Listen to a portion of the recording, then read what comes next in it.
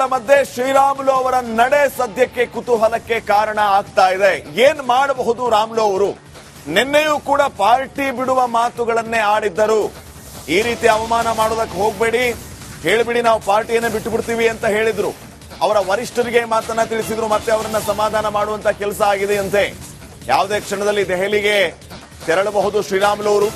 Core committee ಸಭೆಯ ಬೆಳವಣಿಗೆಯಿಂದ ಒಂದು ರೀತಿ ಅವ್ರಿಗೆ ಮುಜುಗರ ಆಗಿದೆ. ದೆಹಲಿ ನಾಯಕರ ಭೇಟಿಗೆ ತೆರಳೋದಕ್ಕೆ ಶ್ರೀರಾಮುಲು ಅವರು ಪ್ರಯತ್ನವನ್ನ ನಡೆಸಿದ್ದಾರೆ. ಹೈಕಮಾಂಡ್ ಗ್ರೀನ್ ಸಿಗ್ನಲ್ಗೆ ರಾಮುಲು ಅವರು ಕಾಯುತ್ತಿರೋದು. ಗ್ರೀನ್ ಸಿಗ್ನಲ್ ಕೊಡ್ತಾ ಇದ್ದಂಗೆ ರಾಮುಲು ಅವರು ದೆಹಲಿಗೆ ಹೋಗಿ ವರಿಷ್ಠರ ಗಮನಕ್ಕೆ ತರ್ತಾರ ಎಲ್ಲಾ ವಿಚಾರಗಳನ್ನ ಅನ್ನೋದು ಸದ್ಯಕ್ಕಿನ ಪ್ರಶ್ನೆ ಆಗಿದೆ. ಬಗ್ಗೆ ಇನ್ನಷ್ಟು ಮಾಹಿತಿಯನ್ನ ನೀಡ್ತಾರೆ ಪ್ರತಿನಿಧಿ ವಿಜಯ್. ಈಗ ನೇರ ಸಂಪರ್ಕದಲ್ಲಿ ವಿಜಯ್, ರಾಮುಲು ಅವರು ಒಂದ್ ಕಡೆ ದೆಹಲಿಗೆ ಹೋಗೋದಕ್ಕೆ ಪ್ರಯತ್ನ ಮಾಡ್ತಾ ಇದ್ರೆ, ಮತ್ತೊಂದ್ ಕಡೆ ಜನಾರ್ದನ್ ರೆಡ್ಡಿ ಅವರು ಪ್ರೆಸ್ ಮೀಟ್ ಅನ್ನ ಕರೆದಿರೋದು, ಏನಾಗ್ಬೋದು ಅಂತ?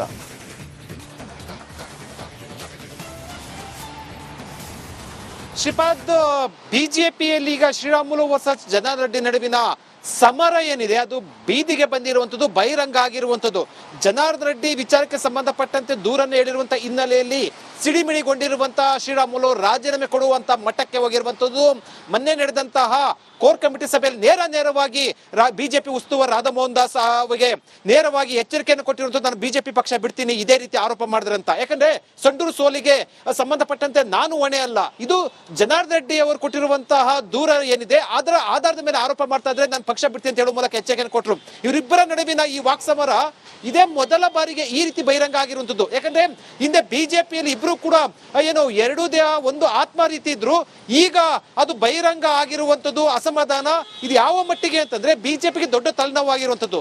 ನಿನ್ನೆ ಶ್ರೀರಾಮುಲು ಗಂಭೀರ ಆರೋಪ ಮಾಡಿದ ಬೆನ್ನಲ್ಲೇ ಇಂದು ಜನಾರ್ದನ್ ರೆಡ್ಡಿ ಕೆಲವೇ ಹೊತ್ತಿನಲ್ಲಿ ಪತ್ರಿಕಾಗೋಷ್ಠಿ ನಡೆಸ್ತಾ ಇದ್ದಾರೆ. ಏನೆಲ್ಲ ಇದಕ್ಕೆ ಸ್ಪಷ್ಟನೆ ಕೊಡ್ತಾರೆ ಅನ್ನೋದು ಒಂದು ಕುತೂಹಲ. ಆದ್ರೆ ಶ್ರೀರಾಮುಲು ನಡೆ ಅನ್ನೋದು ಕೂಡ ಸಾಕಷ್ಟು ಮಹತ್ವ ಪಡ್ಕೊಂಡಿರುವಂತದ್ದು.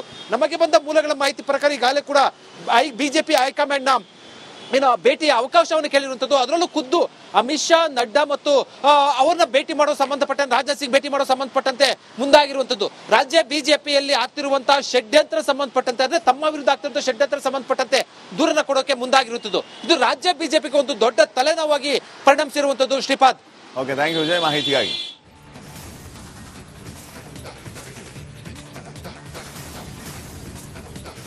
ಜನಾರ್ದನ್ ರೆಡ್ಡಿ ಮತ್ತು ರಾಮುಲು ಮಧ್ಯೆ ಈಗಾಗಲೇ ವೈಮನಸ್ಸು ಉಂಟಾಗಿದೆ. ಆ ರಾಜಕೀಯ ವಿಚಾರವಾಗಿ ನಿನ್ನೆಯಿಂದ ಭಾರಿ ಚರ್ಚೆ ಆಗ್ತಾ ಇರುವಂತಹ ಬೆಳವಣಿಗೆ. ಈಗ ಈ ಎಲ್ಲಾ ಬೆಳವಣಿಗೆ ವಿಚಾರ ಮತ್ತು ಆರೋಪಗಳಿಗೆ ಕೌಂಟರ್ ಕೊಡ್ತಾರ ಜನಾರ್ದನ್ ರೆಡ್ಡಿ. ಮಧ್ಯಾಹ್ನ 12 ಗಂಟೆಗೆ ಸುದ್ದಿಗೋಷ್ಠಿಯನ್ನ ಕರೆದಿದ್ದಾರೆ ಜನಾರ್ದನ್ ರೆಡ್ಡಿ ಅವರು. ಬೆಂಗಳೂರಿನ ಪಾರಿಜಾತ ಅಪಾರ್ಟ್ಮೆಂಟ್ ಅಲ್ಲಿ ಸುದ್ದಿಗೋಷ್ಠಿಯನ್ನ ಕರೆದಿರೋದು. ಶ್ರೀರಾಮುಲು ಅವರ ಆರೋಪಕ್ಕೆ ಜನಾರ್ದನ್ ರೆಡ್ಡಿ ಅವರು ತಿರುಗೇಟನ್ನ ನೀಡ್ತಾರಾ?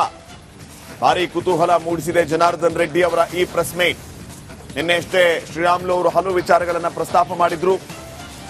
ಆ ಕೋರ್ ಕಮಿಟಿ ಮೀಟಿಂಗ್ ಅಲ್ಲಿ ಏನಾಯ್ತು, ಅವಮಾನ ಆಗಿದ್ದು, ರಾಧಾ ಮೋಹನ್ ದಾಸ್ ಏನ್ ಹೇಳಿದ್ರು, ಮತ್ತು ಜನಾರ್ದನ್ ರೆಡ್ಡಿ ಅವರ ವಿಚಾರವನ್ನೇ ನೇರವಾಗಿ ಅವರು ಪ್ರಸ್ತಾಪ ಮಾಡಿದ್ರು. ಸೊ ಈ ಎಲ್ಲಾ ವಿಚಾರಗಳ ಬಗ್ಗೆ ಇವತ್ತು ಜನಾರ್ದನ್ ರೆಡ್ಡಿ ಸ್ಪಷ್ಟನೆಯನ್ನ ಕೊಡ್ತಾರಾ, ಅಥವಾ ರಾಮುಲು ಅವರ ಈ ಎಲ್ಲ ಆರೋಪಗಳಿಗೆ ತಿರುಗೇಟನ್ನ ಕೊಡ್ತಾರಾ ಅನ್ನುವಂತಹ ಪ್ರಶ್ನೆ ಈಗ ಮೂಡ್ತಾ ಇದೆ.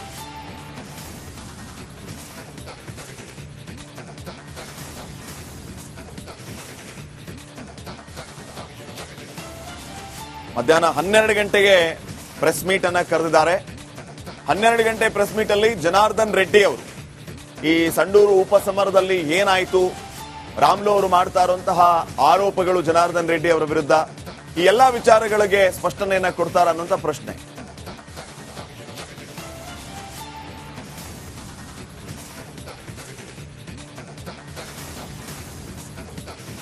ಈ ಎಲ್ಲಾ ಬೆಳವಣಿಗೆಗಳ ಮಧ್ಯೆ ಶ್ರೀರಾಮುಲು ಅವರ ನಡೆ ಸದ್ಯಕ್ಕೆ ಕುತೂಹಲಕ್ಕೆ ಕಾರಣ ಆಗ್ತಾ ಇದೆ.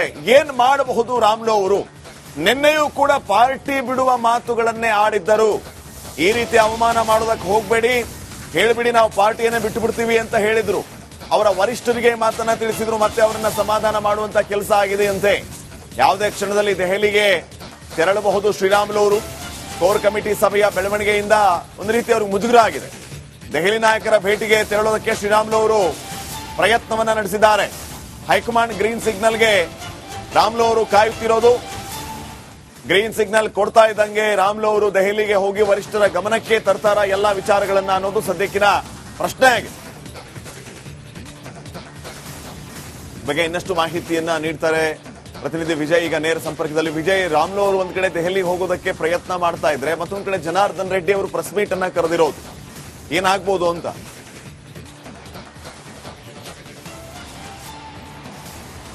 ಶ್ರೀಪಾದ್, ಬಿಜೆಪಿಯಲ್ಲಿ ಈಗ ಶ್ರೀರಾಮುಲು ವರ್ಸಸ್ ಜನಾರ್ದನ್ ರೆಡ್ಡಿ ನಡುವಿನ ಸಮರ ಏನಿದೆ ಅದು ಬೀದಿಗೆ ಬಂದಿರುವಂತದ್ದು, ಬಹಿರಂಗ ಆಗಿರುವಂತದ್ದು.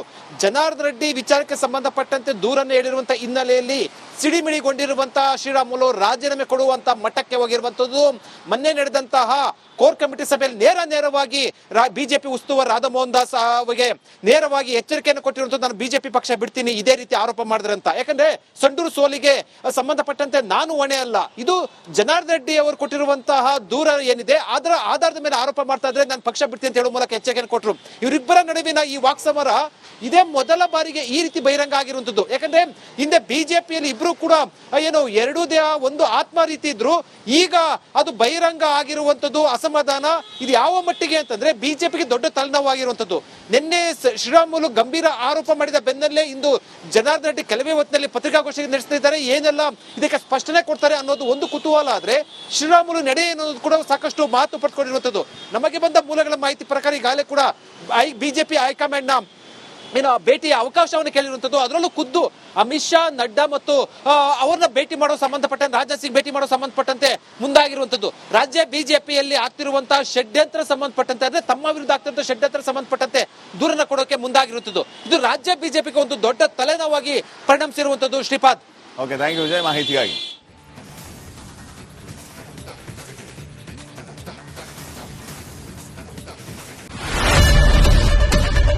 ಏನ್ ಪ್ರಾಬ್ಲಮ್ ಇಲ್ಲ ಏರಿಯಾದಲ್ಲಿ? ಏನ್ ಪ್ರಾಬ್ಲಮ್? ಏನ್ ನಿಮ್ ಪ್ರಾಬ್ಲಮ್? ಇದೆಲ್ಲ ಪ್ರಾಬ್ಲಮ್ ಐತಿಲ್ಲ ಹೇಳಿ. ಏನ್ರಿ ನಿಮ್ ಪ್ರಾಬ್ಲಮ್? ಏನ್ ನಿಮ್ ಪ್ರಾಬ್ಲಮ್ ಅಂತ ಹೇಳಿ. ಯಾರಪ್ಪ ನಗರಕ್ಕೆ? ಗಾಂಧಿನಗರ, ದಾಸರಹಳ್ಳಿ, ರಾಜರಾಜೇಶ್ವರಿ ನಗರ, ಚಾಮರಾಜಪೇಟೆ, ಹುಬ್ಬಳ್ಳಿ, ಚನ್ನಮರುತ್ತದ, ಮೈಸೂರಿಗೆ ಬಂದಿರೋದು. ಬ್ಯಾಡಗಿ ತಾಲೂಕಿಗೆ ನಾವು ಬಂದಿವ್ರಿ. ಸರ್ ಹೇಳಿ ಸರ್, ಏನ್ ಪ್ರಾಬ್ಲಮ್? ನಿಮ್ ಎಮ್ ಎಲ್ ಎ ಹೆಂಗೆ? ಏನೆಲ್ಲ ಸಮಸ್ಯೆಗಳು? ಏನ್ ಕಥೆ ಇಲ್ಲಿ ಬಂತ?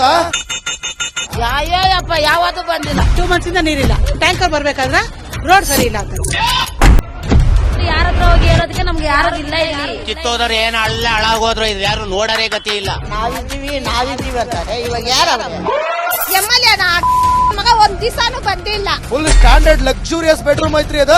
Taj West End, tradition blue. Meeting ನಿಮ್ದು ಮೀಟಿಂಗ್ ಇಲ್ಲಿ ಮಾಡ್ರಿ. ಇಷ್ಟು ವರ್ಷ ಆಯ್ತು, ಇದಕ್ಕೆಲ್ಲ ಯಾರು ಸರ್ ಜವಾಬ್ದಾರಿ? 200 ರೂಪಾಯಿ ಹೋಗ್ತೀನಿ ಬರ್ತಾ ಇದ್ದೀನಿ. ಬ್ಯಾಂಕಿಗೆ ಹೋಗ್ತೀರಿ ಬರ್ತೀರಿ 2000 ಮಾತ್ರ ಬರ್ತಾ ಇಲ್ಲ. 2000 ನಂದೇ ಹೊಂಟೈತು. ನಿಲ್ಲ ಮೇಲೆ ನೀವು ಭಾರಿ ಐಟ್ ಆದಲ್ಲ ಮಾರೇ. ಮೇಡಮ್ ಬರಲ್ಲ ಕಣ್ರಿ ಸರ್. ರಾತ್ರಿ 1 ಗಂಟೆವರೆಗೂ ಎಣ್ಣೆ ಅಂಗಡಿ ತೆಗಿಬೇಕಂತ. ಬೆಳಿಗ್ಗೆ 4 ಗಂಟೆವರೆಗೂ ತೆಗಿಬೋದಲ್ಲ. ಮಗನೂ ನೋಡಲ್ಲ, ಯಾರು ನೋಡಲ್ಲ. ನಾನು ಒಬ್ಬಳು ನೋಡ್ಕೊಂತೀರ ಅಜ್ಜ. ಮೊಮ್ಮಕ್ಕಳಿಗೆ ಅಮ್ಮ ಅಪ್ಪ ಇಲ್ಲ, ಅವರು ನೋಡಿ ಬರ್ತಾ ಇದೀವಿ.